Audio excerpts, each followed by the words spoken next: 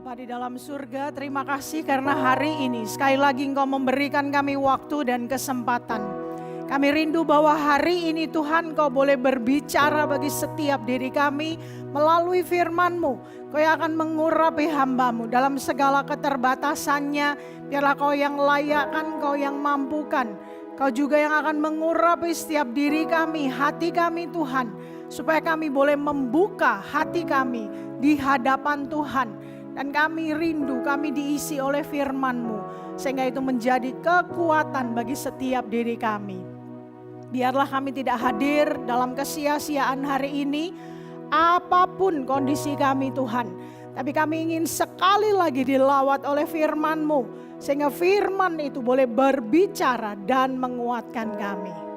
Terima kasih Tuhan, kami mau serahkan waktu kami ke depan. Biarlah Engkau yang bertahta atas segalanya.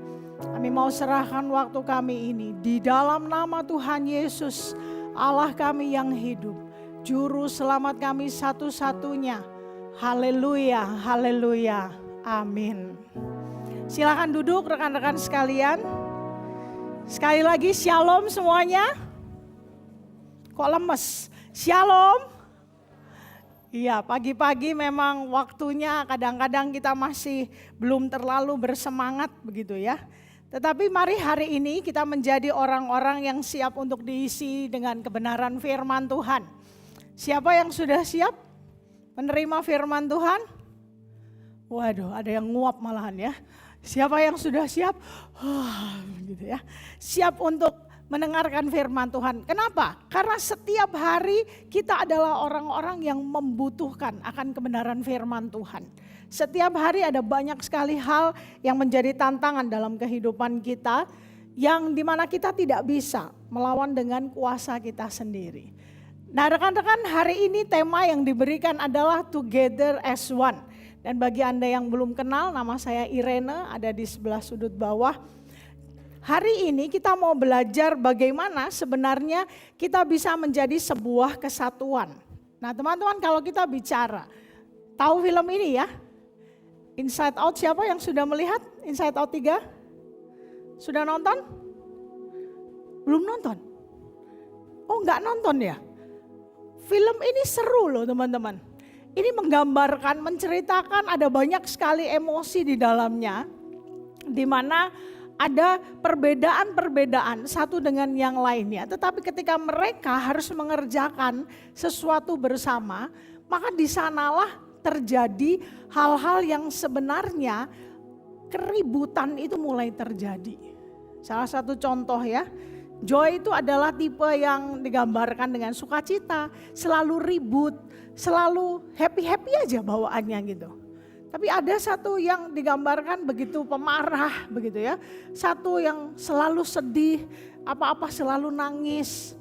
Nah ini adalah sebuah penggambaran di dalam kehidupan kita untuk menyatukan segala sesuatu yang berbeda itu sulit sekali. Coba lihat kanan kirinya aja. Coba dilihat dulu kanan kirinya. Ya, ada yang sama? Gak ada ya? Ada yang kembar di sini? Wife punya anak kembar gak ya? Ada yang kembar? Kembar pun tidak sama. Kembar itu kadang-kadang yang satu heboh, yang satu pendiam. Kembar itu kadang-kadang yang satu pengen di rumah, yang satu suka bepergian. Tetapi bayangkan, di antara semua perbedaan yang kita miliki, kalau kita berkata bahwa kita mau menyatukan semuanya itu alangkah sulitnya. Kita coba ya, segala sesuatu kalau gak ada praktisnya tuh kayak kurang gitu. Coba kita bilang together as one begitu ya. Hanya ngomong together as one. 1, 2, 3. Sekali lagi, 1, 2, 3. Kadang-kadang ya mau ngomong together as one aja balapan tuh. Tuh gitu ya. S. 1. Gak bareng iramanya. Kadang ada yang dengan semangat together as one. Ada yang together as one. Ada lagi yang Together as one. Ada yang diam aja, yang gak mau, males lah. Berangkat juga tadi udah dipaksa, males bangun pagi hari ini, seminggu lagi udah liburan, gak sampai seminggu bahkan ya. Anak saya hari Rabu nanti sudah holiday begitu katanya. Goodbye lesson. Teman-teman, menyatukan dua orang saja, dua suara saja, susahnya luar biasa. Apalagi menyatukan banyak orang dengan banyak perbedaan yang ada. Karena itu hari ini kita mau merenungkan satu bagian firman Tuhan yang semoga ini bisa menjadi sebuah landasan yang membawa kita menyadari bagaimana sebenarnya atau kenapa kita harus bersama di dunia ini. Kenapa?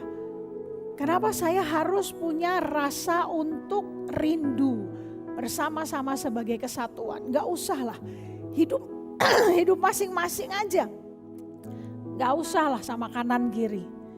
Saya hidup sendiri juga masih baik-baik saja. Saya jalan sendiri juga semuanya baik-baik saja. Tapi mari kita lihat apa yang menjadi kata firman Tuhan. Kita baca bersama-sama ya bagian ini ya. Ini dari Efesus pasalnya yang keempat, ayatnya yang ketiga sampai ayatnya yang keenam. Mari kita baca bersama-sama. Efesus pasal 4 ayat 3 sampai 6. 1, 2, 3.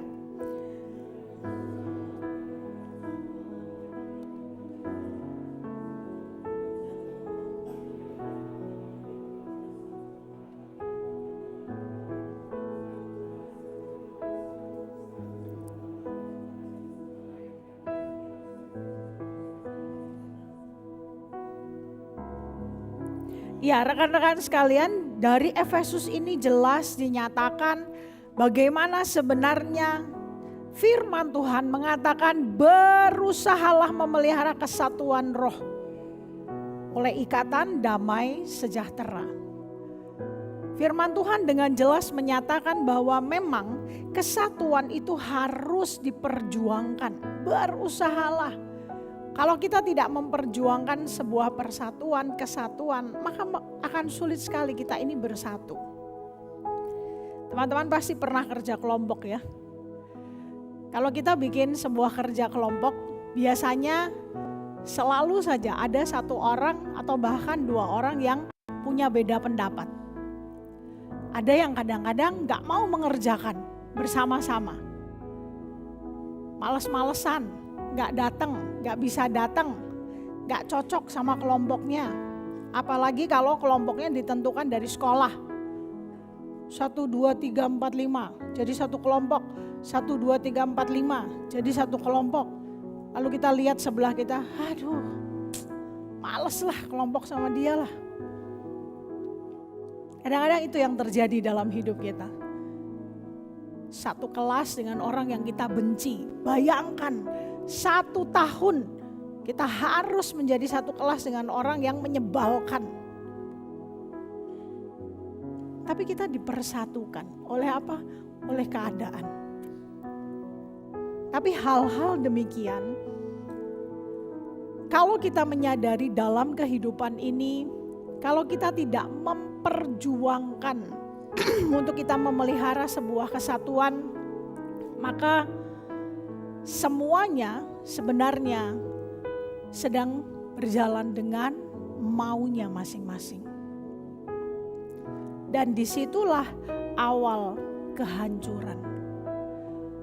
Tanpa adanya sebuah persatuan, ketika semua orang hanya melakukan apa yang menjadi kehendaknya sendiri, maka disitulah sebenarnya semua orang akan memperjuangkan maunya masing-masing. Bayangkan kalau tidak ada kesatuan, tidak ada kesadaran untuk bersatu. Orang mau masuk ke rumah orang, terserah Terserah siapa? Terserah dirinya.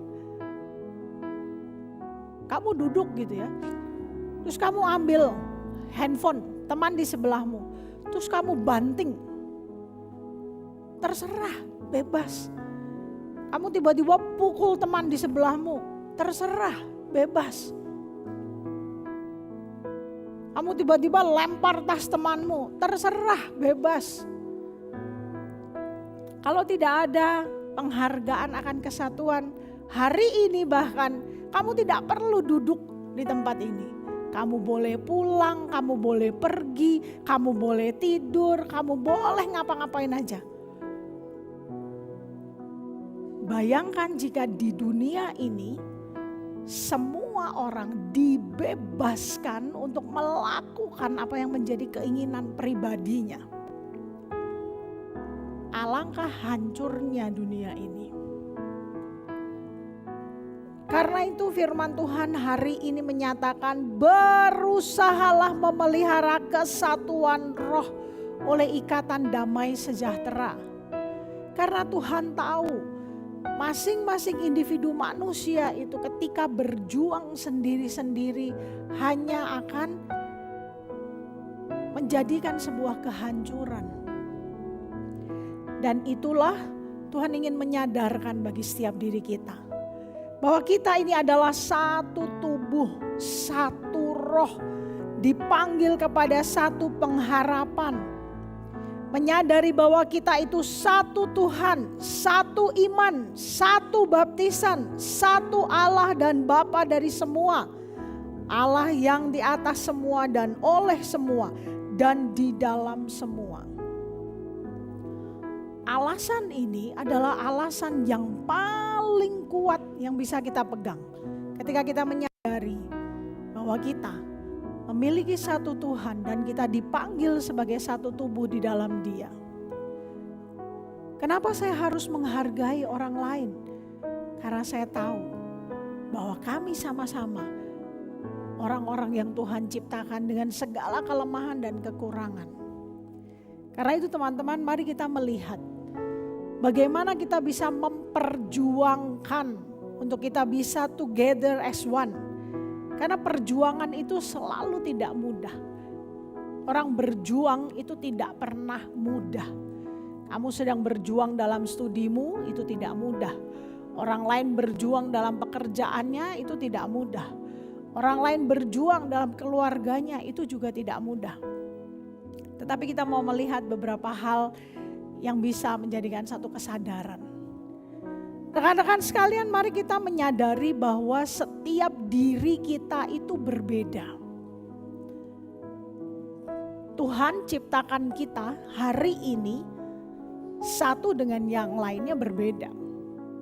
Ada temanmu yang rambutnya keriting. Ada temanmu yang rambutnya lurus. Ada temanmu yang kalau ada apa-apa langsung respon, reaktif. Ada temanmu yang walaupun sampai diapa-apain, cuman bengong aja. Ada temanmu yang kalau dikata-katain sampai sebagaimanapun juga bengong aja. Dimain-mainin malah seneng begitu ya. Kadang-kadang ada orang-orang demikian. Makin dimain-mainin makin seneng. Ada temanmu yang pintar matematika, yang kalau ngitung nggak usah pakai, ya harus pakai otak sih ya. Kalau nggak pakai otak susah juga. Yang kalau guru ngomong belum selesai sama dengan gitu ya, dia udah tahu jawabannya. Ada temanmu yang kalau ujian nilainya selalu bagus.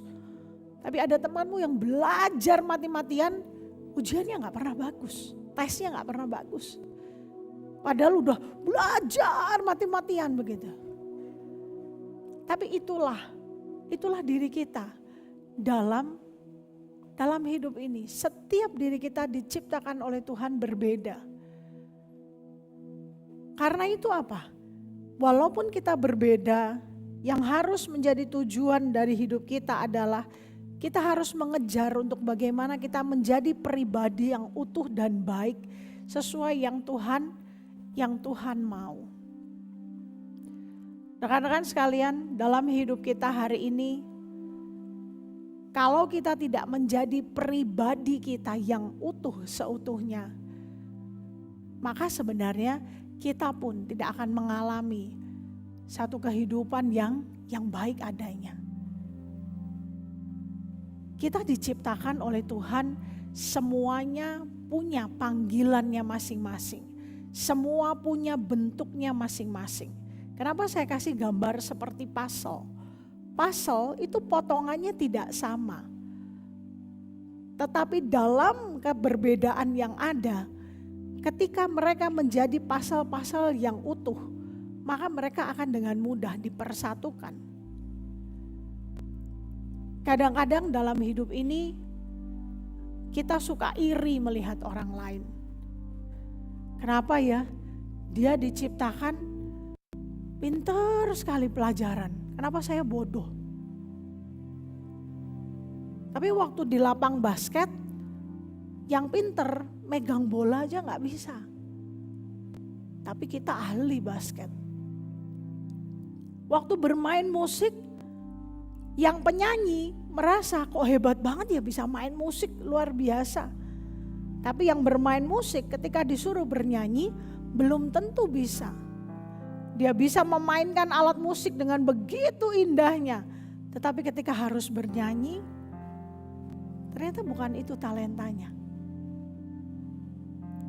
Nah, teman-teman, hari ini menyadari keberbedaan kita, menyadari bahwa Tuhan ciptakan kita berbeda satu dengan yang lainnya, seharusnya membawa sebuah kesadaran bahwa yang harus kita kejar adalah bukan menjadi seperti orang lain, tetapi bagaimana menjadi the best of me. Bagaimana menjadi diri kita yang utuh dan yang terbaik. Kalau hari ini Tuhan percayakan talenta di dalam dirimu, asah itu, kembangkan itu baik-baik. Dan jangan melihat pada keberhasilan orang lain. Karena kita dengan orang lain diciptakan Tuhan berbeda. Hari ini kalau kita menyadari satu saja talenta yang Tuhan berikan dalam hidup kita, maka asah itu baik-baik. Ada orang yang bisa menjadi pendengar yang baik. Ada orang yang bisa menjadi pembicara yang baik. Tapi apapun yang kita miliki hari ini, jadilah pribadimu yang terbaik. Saya termasuk pribadi yang kelihatan ya, bukan golongan kalem-kalem, bukan golongan cewek-cewek yang aduh manis-manis gitu ya, cewek-cewek Barbie yang lembut, yang kalau disapa gitu, pagi gitu, pagi. Saya bukan golongan cewek itu. Satu hari saya pernah diajak teman saya, karena lagi viral merajut, lalu kemudian yuk ikutan merajut yuk. Saya udah bayangkan benangnya aja udah ruwet di otak saya begitu ya. Tapi saya lihat teman saya itu ya, merajut itu waduh tangannya begitu luar biasa begitu. Tekun gitu bikin rajutan, jadi bentuk lucu-lucu begitu. Tokoh-tokoh, ada yang bikin Doraemon, ada yang bikin apa ya waktu itu ya, bebek, ada yang macam-macam. Saya baru merajut, belum sampai jadi satu simpul, benangnya putus. Terus teman saya bilang, never give up Ir, ayo Ren, you can do it gitu ya. Saya coba lagi. Ini begini, lalu saya ikutin gitu ya. Ini begini, lalu begini, lalu begini. Nah tarik, des, putus lagi. Sampai 4-5 kali coba, benangnya tetap putus. Saya sedih, kok gak bisa-bisa ya. Padahal cuman menaklukkan satu benang yang begitu kecil loh. Lalu akhirnya dengan semangat 45, kembali saya ambil itu. Lalu diajarin, ayo bisa, pasti bisa. Semua udah jadi begitu ya. Saya gak jadi satu simpul juga. Lalu nyoba kembali, wah ayo, coba lagi. tarik lagi, tas. Dan tarikan yang kesekian kali, alat rajutnya yang putus. Astaga. Lalu saya bilang begini, saya give up. Saya memang bukan perajut, saya bilang begitu. Alat rajutnya yang ketekan tangan saya, yang begitu bersemangat, saya begitu fokus, saya pengen menaklukkan ini benang begitu ya. Itu alat rajutnya ketekan begitu lalu patah plak. Lalu saya bilang udahlah. Orang emang dari kecil kerjaannya bukan yang begini-begini. Kerjaannya main bola, kerjaannya ke lapang basket, kerjaannya bela diri, suruh merajut. Udah salah jalan itu udah jelas. Dan yang kayak begitu gak usah dilanjutkan. Gak usah bercita-cita mau merajut selimut yang begitu besar. Ini baru rajutan simpul aja gak bisa. Dan apakah itu tandanya bahwa saya bukan ciptaan yang baik? No. Kadang-kadang kita gagal di satu titik. Karena memang keberhasilan kita adalah bukan di titik itu. Karena Tuhan ciptakan kita begitu luar biasa di titik yang lain. Hari ini sebelum kita berpikir tentang kesatuan, tapi kita dipanggil oleh Tuhan dalam keadaan yang berbeda. Tetapi Tuhan ciptakan semua setiap kita baik adanya. Karena itu cari keutuhan pribadimu di hadapan Tuhan. Dan jadilah versi terbaik dari dirimu. Kenapa? Karena dalam hidup ini kita harus berjuang, kita harus berusaha untuk bersatu satu dengan yang lainnya. Tuhan dengan jelas menyatakan di Efesus bahwa kita harus memelihara kesatuan. Teman-teman, sebuah pertengkaran, sebuah perselisihan hanya akan membuat kita menghabiskan energi kita. Hidup dalam kebencian itu capek loh. Bayangkan ya, kamu sekolah, kamu punya teman sekolah atau kamu kuliah, kamu punya teman kuliah yang suka menyakiti kamu. Berangkat ke tempat di mana ada orang yang suka menyakiti kita dan kita benci dengan keadaan itu akan melelahkan kita.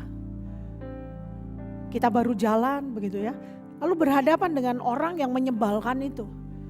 Kita harus putar belok.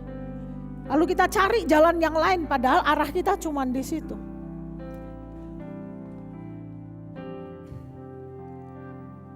Dalam hidup ini berusaha untuk bersatu itu tidak mudah. Kadang menggandeng tangan seorang rekan untuk bekerja bersama-sama saja tidak mudah. Teman-teman yang jadi pengurus pelayanan Wave tahu ya. Kita kalau menyatukan sesuatu, Anda rapat, Anda mengerjakan pelayanan setiap minggu, ada saja yang namanya kok agak pecah sedikit ya. Itu jangan gini, jelek, bagusnya begitu. Ini jangan ini, menentukan dress code aja ya. Kalau di gereja di mana saya pelayanan, itu mikirin dress code dari 12 orang yang berdiskusi tentang dress code. Udah kayak rapat MPR DPR. Satu bilang yuk putih biru. Satu bilang gak punya putih, merah biru aja. Satu nanti bilang jelek, jangan merah biru. Udah aja garis-garis sama biru. Udah aja sana, yang sini bilang hitam aja sama kotak-kotak. Yang sini bilang udah aja putih hitam kayak karyawan magang. Yang sini nanti bilang pakai blazer aja. Aduh pakai blazer terlalu kaku. Yang sini bilang pakai kaos aja, pakai kaos terlalu biasa. Sana nanti bilang udah aja pakai ini, pakai itu, pakai ini, pakai itu. Gak ketemu-ketemu. Gak selesai-selesai bicara dress code. Saya bilang, hey, pelayanan itu siapinnya hati lebih penting. Siapin lagunya, pujiannya. Rapat dress code aja gak selesai-selesai. Pernah mengalami hal ini? Terus pada akhirnya keputusan akhirnya apa? Worship team suka mengalami yang begini. Lalu pada akhirnya gini. Yang penting rapi. Betul? Terus datang pagi hari dengan selera masing-masing. Yang penting rapi. Gue sukanya pink ya pakai pink. Yang sana suka hijau pakainya hijau. Yang sini suka kuning pakainya kuning. Akhirnya datang semua kayak permen caca. merah, hijau, kuning, biru. Wah, celananya ada yang kotak-kotak, ada yang garis-garis. Sepatunya, wah pokoknya semua udah luar biasa lah. Itu menyatukan kemauan. Berusaha untuk bersatu itu susahnya setengah mati. Kita anak-anak Tuhan juga di dunia ini, kita memang harus berjuang untuk bersatu. Kenapa? Karena lawan kita di dunia ini terlalu besar kalau kita perangnya sendirian. Teman-teman, ini kuncinya. Kita harus rendah hati. Kita harus saling menerima. Kita harus berpikir untuk membangun. Kalau enggak rendah hati, jembatan tidak akan pernah bisa menyatukan dari arah kanan ke arah kiri ketika tidak ada yang turun ke arah kanan dan kiri. Kalau semua mau-maunya sendiri, enggak akan pernah bersatu. Rendah hati itu adalah memikirkan juga kepentingan orang lain. Tidak perlu menyombongkan apa yang kita punya. Mau bersatu harus rendah hati. Oh iya, dalam sebuah perselisihan untuk menyatukan dua orang yang berselisih, kalau tidak ada salah satu yang memulai, tidak akan pernah bisa terselesaikan. Yang musuhan-musuhan, perhatikan. Ngapain gue harus minta maaf? Orang dia yang salah kok gue yang minta maaf. Gitu kan ya. Terus yang sebelah sana, ngapain gue minta maaf? Gue gak butuh dia. Emang gue salah, tapi gue gak butuh dia. Kapan bersatunya? Kapan damainya? Gak akan pernah ada.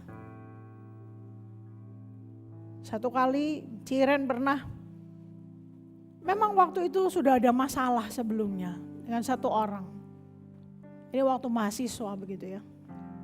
Lalu satu hari dipertemukan di satu titik begitu, harus bekerja bersama-sama. Itu awkward banget. Begitu tahu harus disatukan,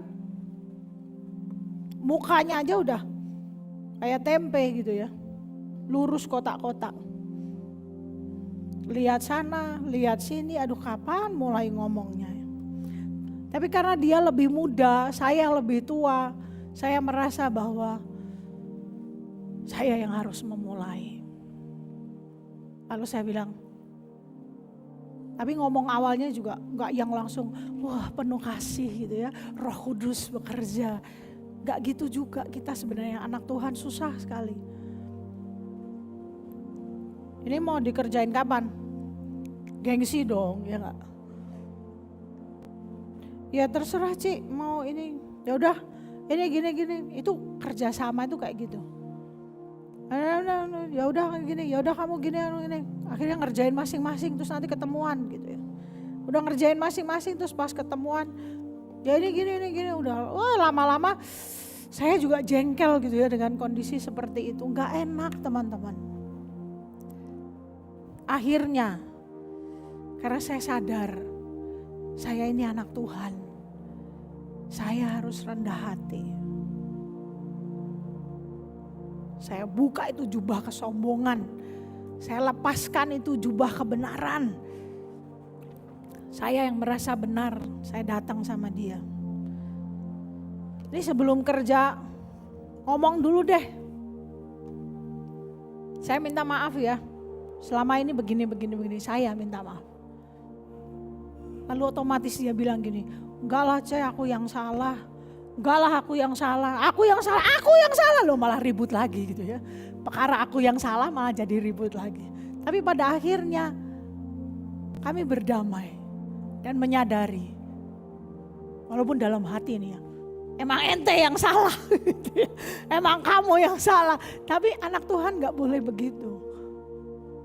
Mengurai kembali permasalahan yang pada akhirnya saling memaafkan, mengerjakan sesuatu jauh lebih enak. It will be the better one and the best one.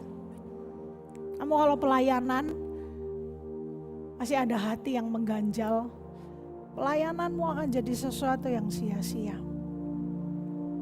Hatinya gak sepenuhnya untuk melayani Tuhan, memuliakan Tuhan.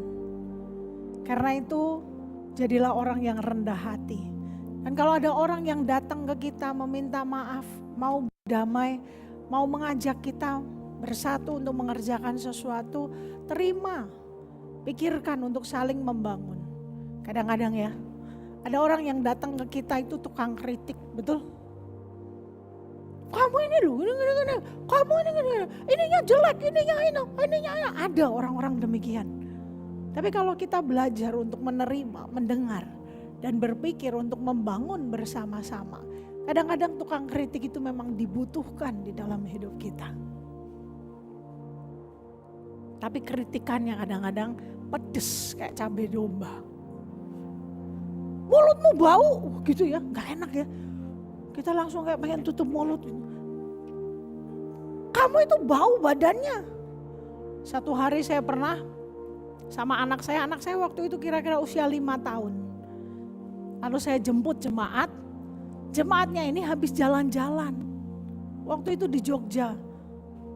Saya yakin itu seharian jalan-jalan. Aromanya aduh, udah kayak ayam goreng.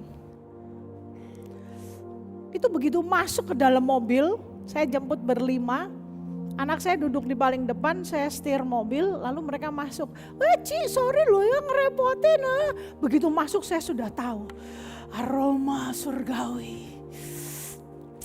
Orang seharian jalan-jalan keringetan, panas, masuk keluar masuk pasar. Kalian tahu kan baunya seperti apa kan? Dari atas sampai bawah, begitu masuk, aduh Ci sorry nih kami jorok nih kami kotor. Mereka udah sorry. Anak saya yang 5 tahun gak paham dengan sorry itu. Waduh, mami jemput orang-orang bau. Ini hamba Tuhan nih ya, jemput jemaat nih. Anak saya ngomongnya pakai bahasa Inggris sih. Cuman saya merasa sampai ada satu yang bilang, aduh sorry ya Koko, kami dari pasar tadi, aduh sorry bau apa. Sampai gak enak. Dalam hati maminya nih ya, ini anak. Gitu. Tapi ketika kita dikritik sesuatu dalam hidup kita ya, iya ya. Gitu ya kadang-kadang, gue emang bau ya. Keringetan. Kalau kita menerima hal itu dan kita mau memikirkan untuk membangun sesuatu hidup kita ataupun hidup orang lain, maka itu akan menjadi sebuah kesatuan. Itu akan membentuk kesatuan. Karena itu, kalau mau kasih tahu ke orang, caranya ada. Kasih tahu, pribadi aja kalau hal-hal yang buruk. Jangan pakai mic di depan mimbar. Wah itu yang namanya Ireno itu ya kalau pakai sepatu kets sudah 3 jam, wah kaos kakinya baunya luar biasa. Kasih tahu pribadi aja. Kayaknya kakimu itu ya, kalau keringetan suka gampang bau ya. Oh ini loh, tapi jangan cuman kasih tahu solusinya. Beli tawas, itu cuci pakai tawas. Ngurangin bau, nah itu baru membangun, itu baru menjadi sebuah kesatuan. Jangan cuman kritik, hanya memecahkan. Together as one, memikirkan bagaimana kita bersatu untuk membangun bersama-sama. Kenapa? Alasannya hanya satu, bahwa kita adalah tubuh Kristus. Karena kita ada di bawah naungan Tuhan. Karena kita semuanya adalah orang-orang yang berdosa. Kesadaran bahwa kita sama-sama orang berdosa yang ditebus oleh Tuhan. Kesadaran bahwa kita sama-sama adalah orang yang kotor, yang najis, yang harus berjuang dalam kehidupan ini. Yang membuat kita bergandengan tangan. Untuk kita hidup lebih baik lagi. Rekan-rekan sekalian, sendiri memang lebih mudah, tetapi bersama akan jauh lebih indah. Sendiri akan menghasilkan sesuatu yang lebih cepat, tetapi bersama akan membuat kita bergerak dengan lebih tepat. Hidup sendirian, tidak ada yang mengingatkan, tidak ada yang mengajari, tidak ada yang memperhatikan. Rasanya semua mudah dan cepat. Tapi itu tidak indah. Dan mungkin hidup kita tidak tepat. Hari ini Tuhan tempatkan kita di dunia. Kita harus melawan dosa. Kalau sendirian susah kuatnya. Kita mau tidak mencontek. Kalau ada teman yang mengingatkan, apalagi kalau temannya lebih dari 2, jangan nyontek loh. Sekelas gitu ya, ngingetin gak boleh nyontek. Kita pasti akan lebih takut. Kita mau melakukan sesuatu, kalau ada CCTV kita kadang-kadang lebih takut. Kita kalau di kelas sudah ribut setengah mati, begitu guru masuk, semua murid. Pak, Bu,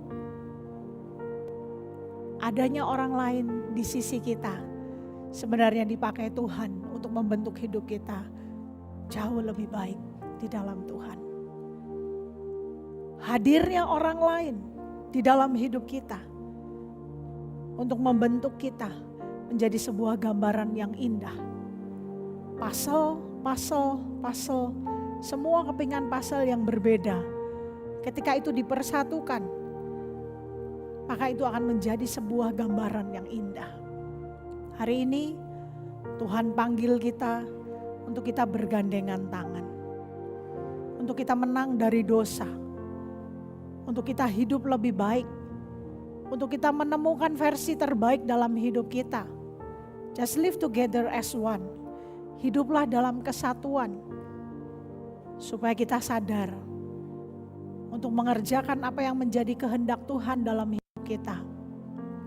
Kita bersatu untuk menang bersama-sama di dalam Tuhan. Satu lidi dipatahkan begitu mudahnya. Tetapi ketika lidi-lidi itu dipersatukan, untuk dipatahkan akan menjadi begitu sulitnya. Hari ini anak Tuhan berjalan sendirian di dalam dunia akan mudah sekali dikalahkan oleh dosa, oleh tantangan, oleh permasalahan. Tetapi ketika ada teman, ada rekan, ada keluarga yang mendoakan, menopang, menemani, menggandeng, berjuang bersama-sama, live together as one, itu akan membuat kita menjadi pemenang-pemenang di dalam Tuhan. Hari ini jangan biarkan ada seorang pun yang menjalani hidupnya sendirian. Datangi dia, hadirlah menjadi berkat. Hiduplah bersama-sama untuk saling menguatkan di dalam kuat kuasa Tuhan. Tuhan ingin kita hidup bersatu untuk memuliakan nama Tuhan. Mari kita tundukkan kepala dan kita berdoa. Teman-teman, hari ini saya tidak tahu adakah di antara kalian yang merasa hidup sendirian. Saya tidak tahu apakah Anda merasa bahwa tidak ada orang yang peduli dengan hidup Anda. Tidak ada seorang teman yang sejati, tidak ada sahabat yang sejati. Tetapi Tuhan memanggil kita, menempatkan kita. Dan Tuhan ada bersama-sama dengan kita. Supaya kita tidak sendirian. Hari ini berdoalah. Biar Tuhan yang boleh mengutus seseorang. Atau bahkan banyak orang. Untuk menjadi sebuah komunitas yang bersatu di dalam Tuhan. Atau hari ini mungkin Tuhan yang ingin memakai Anda untuk menemani orang-orang yang kesepian dan kesendirian yang lain.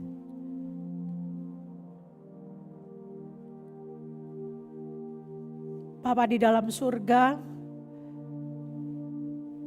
yang kami tahu bahwa dalam hidup ini ada banyak sekali tantangan, ada banyak sekali halangan, Ada banyak sekali rintangan. Dan kami tahu sebenarnya ketika kami sendirian, kami mudah sekali dikalahkan. Tapi kami mau bersama-sama sebagai komunitas anak Tuhan. Kami mau menang atas dosa. Kami mau menang dalam hidup ini. Kami mau menjadi orang-orang yang kuat, yang bahkan mampu untuk melepas pengampunan, yang mau membuka tangan kami untuk menggandeng, memeluk orang-orang di sekeliling kami. Karena di atas semuanya itu kami ingin nama Tuhan dimuliakan. Kami mau membuktikan bahwa kekuatan kuasa Tuhan yang hadir dalam hidup kami adalah lebih daripada sekedar dosa-dosa yang ada di sekitar kami. Pengampunan lebih kuat daripada sakit hati. Memaafkan jauh lebih kuat daripada membenci. Dan kami rindu kekuatan kuasa Tuhan itulah yang tidak terbatas yang hadir dalam hidup kami. Terima kasih Tuhan, satukan kami dalam kasih-Mu, satukan kami dalam iman, satukan kami dalam pengharapan, satukan kami untuk memuliakan nama Tuhan kami seumur hidup kami. Di dalam nama Tuhan Yesus, Allah kami yang hidup, juru selamat kami satu-satunya, Raja di atas segala raja. Kami berdoa, kami bersyukur. Haleluya. Amin. Tuhan Yesus memberkati kita sekalian.